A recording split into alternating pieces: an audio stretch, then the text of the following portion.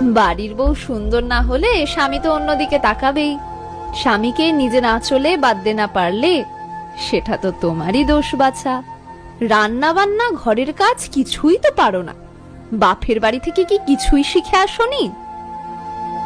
স্বামীকে নিজের কথায় উঠায় আর বসায়, নিশ্চয়ই স্বামীকে বশ করেছে।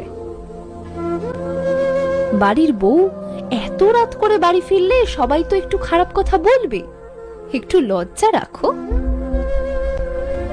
সমাজে মেয়েরাই মেয়েদেরকে বারংবার এই কথাগুলো শুনিয়ে নিচু করে রেখেছে। সচরাচর খুব কম পুরুষকে এমন কথা বলতে শুনবে। মেয়েরাই যদি মেয়েদেরকে মাথা উঁচু করে বাঁচার শক্তি যোগায়, তাহলে হয়তো কোনো মেয়েকে বোবা হয়ে থাকতে হয় না। অসহায়ের মতো মাথা নিচু করে সব চুপচাপ শুনতে হয় না।